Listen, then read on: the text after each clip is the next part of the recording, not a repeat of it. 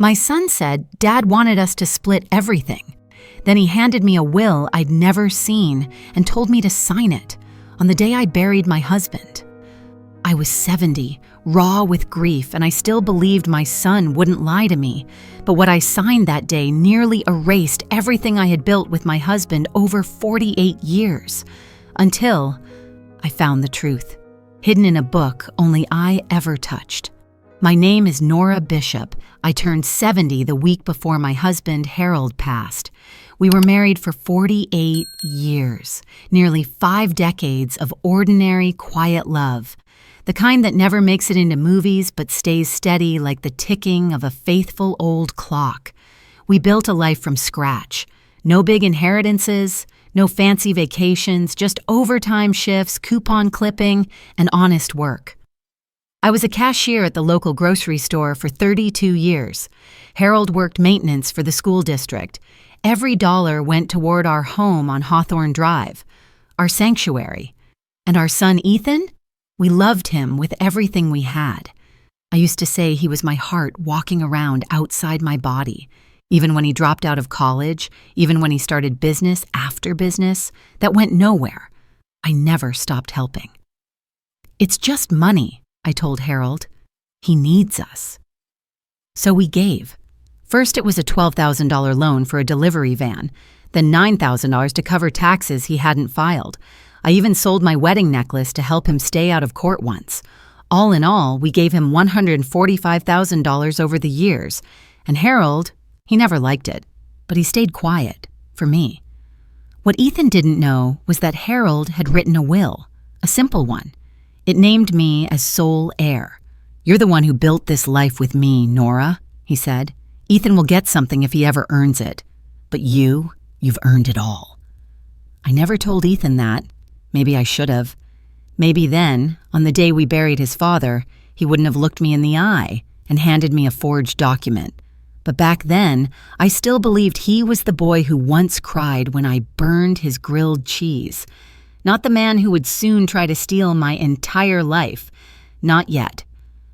The morning we buried Harold, the air felt too warm for March. Almost wrong. Like even the weather knew something wasn't sitting right. Ethan showed up late. Not by much, just enough that I noticed. His shirt wrinkled, his tie clearly borrowed, but he smiled, hugged me with one arm, and said all the right words. I told myself it was enough. He was grieving too, right? But I saw it. That look in his eyes. Not sorrow, calculation. After the service, people came by the house. Friends from Harold's old bowling league, a couple of neighbors, even one of my former coworkers brought a casserole I never got around to opening. Everyone whispered soft condolences, pat my hand, left early. Then Ethan pulled me aside. "Hey, Mom," he said, glancing toward the kitchen where his girlfriend Tasha was laughing over wine. I was thinking, since folks are already here, why not let the house stay lively for the evening? I blinked. "What do you mean?" "Tasha's birthday is tomorrow. I figured we could do a little something tonight. Just a few friends, nothing big." I looked at him like he'd grown 2 heads. "Ethan," I said, "we just buried your father." He smiled like I was being difficult. "Exactly. What better way to shake off the sadness? Dad wouldn't want us moping around, right?" I didn't answer. Couldn't. It hit me like a brick. This wasn't about celebration. This was convenience. He'd already planned it. That's when Tasha waltzed in, holding a folder. "Oh, Nora, sweetie, could you sign a quick thing for the estate? Ethan told me Harold wanted things simple, split 50-50. She handed me a printed will and a signature page. "Just needs your confirmation," she said, tapping where I should sign. Something in my chest tightened. Harold never mentioned any changes, but I was tired. I was raw, and Ethan was looking at me like I was a burden. I signed. And friends, if you're still watching, can I ask something? Have you ever done something in a moment of grief just to keep the peace? Just to avoid another fight? If you have, tell me in the comments. I won't judge. I understand more than you know. Because that signature, it didn't just break my heart. It gave my son permission to erase me. And I didn't even know it yet. The day after the funeral, I woke up to the sound of voices downstairs. Laughter. Not soft, respectful laughter. The kind you might hear between grieving relatives sharing old memories. No, this was bright, carefree, and hollow. I sat up slowly, the ache in my bones matched only by the throb behind my eyes. I hadn't slept much. When I walked downstairs, the house didn't feel like mine anymore. The curtains were pulled wide open. Music played low from someone's Bluetooth speaker. Tasha was setting up a string of gold balloons in the dining room. I just stood there, in my robe, barefoot on the hardwood Harold had refinished with his own hands. Ethan turned around, coffee in one hand, phone in the other. "Morning, Mom," he said cheerfully, as if yesterday hadn't happened. "What is this?" I asked. He glanced around. "Oh, yeah, sorry, should have told you. We decided to go ahead with the celebration. Just a few folks from Tasha's work and some potential investors she's meeting with. Low key. You don't have to do anything, just rest." Rest. In the house where my husband's coat still hung by the door, where his coffee cup sat rinsed and turned upside down in the dish rack. Rest while strangers poured wine over my grief. I tried to speak, but my throat tightened. Tasha looked at me with that sugary smile. "You've done so much, Nora. Let us take care of things now." Later that evening, I sat in my bedroom while laughter drifted up the stairs. They toasted champagne to a future I wasn't part of. And then, I made a mistake. Tasha had left her iPad on the hallway table. A notification flashed. A message from a party planner. Invoice for venue backup. $9,235. Confirmed paid via Nora Bishop's card. My name. My card. My knees buckled. I went into the guest room, opened my old notebook where I'd written every dollar I ever gave Ethan. 40 years of small sacrifices. I ran my finger down the total, $145,000. Now he was throwing a party with my money. My husband wasn't even out of our minds yet, and I'd already been replaced by music, by deals, by strangers. That night, lying in the dark, I whispered into the pillow, "You didn't just lose a father, Ethan. You threw away a mother." 3 days after the funeral, I found Harold's will. Not the one Ethan printed, but the one Harold actually wrote. I wasn't looking for it. I was just putting away his books. Dusting the shelves felt like holding his hand again, somehow. When I opened his copy of A People's History of the United States, a book only I ever touched, I found the envelope, yellowed a little, handwritten, "For Nora only." My hand started shaking. Inside was the will, a short letter, 2 pages, simple, direct, Harold's handwriting steady but softer than I remembered. "To my beloved Nora, if you're reading this, I'm already gone. I want everything we built to be yours. You made this life with me. Ethan will receive a portion in time if he proves he can respect what you've done. But the home, the savings, the legacy, it belongs to you, because no one else held me up the way you did.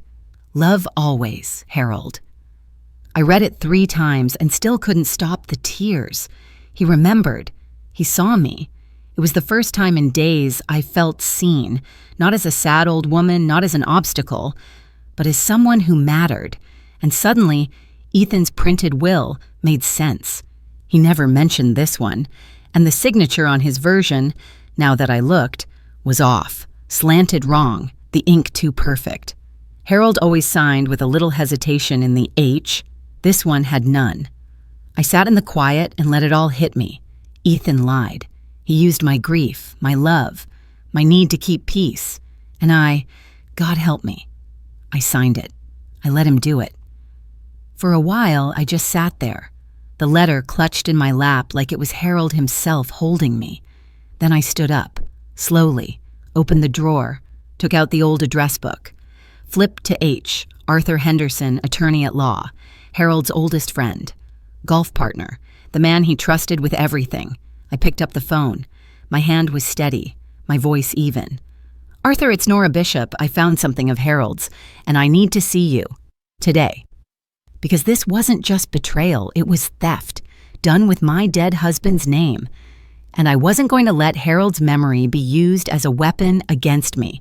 Not by anyone. Not even our son. Arthur didn't ask many questions on the phone. He just said, "Come by at 2. Bring the will." and so I did.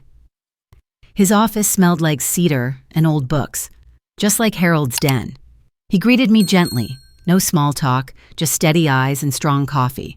I placed the envelope on his desk. "This is the real one," I said. "Harold's. Ethan's is a lie." Arthur read it in silence. Then he reached into a drawer and pulled out a file. "This," he said, holding up the paper Ethan had brought him days earlier, "is what your son submitted as official." He laid the two side by side. One was soft, imperfect, alive. The other was cold, typed, flawless in all the wrong ways. "I can prove forgery," Arthur said simply, "and if you let me, I'll make sure he doesn't touch a dime more than he deserves, which frankly is nothing." And just like that, I knew. I wasn't powerless. Not anymore. The next days were quiet, but not idle. I froze the joint account, moved my savings into a new trust, just mine. Arthur filed a challenge to the fake will. He also helped me draft a new one. Ethan's name wasn't on it. I didn't feel vengeful. I felt clean, like finally washing off something that had clung to me too long. I packed away the guest towels Ethan and Tasha had used, threw out the wine glasses they left behind. I put Harold's old coffee mug back on the counter just because. Ethan called once. "Mom, we need to talk," he said. I didn't answer. He texted, "I know things got tense, but let's not do anything dramatic." But I wasn't being dramatic. I was being done. That Sunday, I drove out to Harold's old fishing spot, just me and the will. I read his letter again, then folded it carefully and tucked it into my purse, close to my chest. He had trusted me to protect what we built, and for a moment, I'd almost let it all slip away, just to keep from making waves. Never again. I didn't need to shout or confront or slam a door. My silence would speak louder than any fight ever could. And when I looked at the woman in the rear-view mirror, she didn't look broken anymore. She looked ready. I didn't plan a confrontation. I planned a wake. 49 days after Harold passed, I hosted a quiet evening for his closest friends, just how he'd have wanted. His old jazz records played softly. His photo sat on the mantel, framed in oak. I baked his favorite gingerbread cake. The house finally smelled like home again. When Ethan arrived, I almost didn't recognize him. He wore a polished smile, the kind he saved for getting his way. Tasha wasn't with him. Maybe she'd read the writing on the wall. Or maybe she just found someone else's party. He walked in like nothing had happened. "Hey, Mom," he said casually, like we hadn't gone days without speaking. "Glad you're doing this. Dad deserved it." I nodded. He did. The guests shared memories, stories about Harold fixing cars for free, helping neighbors during snowstorms. I watched Ethan's smile falter as each person spoke about values he didn't carry. When it was my turn, I stood by the fireplace and held up Harold's real will. "This was found in one of Harold's books," I said quietly. "It names me as the sole beneficiary of everything we built. That was his wish, and I will honor it." The room fell silent. Ethan turned pale. I didn't accuse. I didn't cry. I just laid the truth bare, like setting down a heavy coat you've worn too long. Arthur, who sat in the corner like a sentinel, added gently, "A formal investigation has been opened regarding the forged version submitted previously. Nora has also filed to revoke any false signatures gathered under duress." Ethan didn't say a word. He left quietly, alone. That was the last time I saw him in this house. The next week, a letter from his lawyer arrived. No apology, just a notice that he was re-evaluating his legal position. I didn't need the apology. I just needed the peace. And I had it.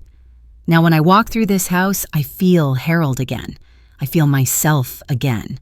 Not as a mother who was taken for granted, but as a woman who took her power back without yelling, without revenge, just truth. And if you've made it this far, friend, can I ask you something real? Have you ever stood up for yourself quietly, when no one clapped, when no one even noticed but you? Tell me below. I read every story. Because you matter, even when they try to make you forget that.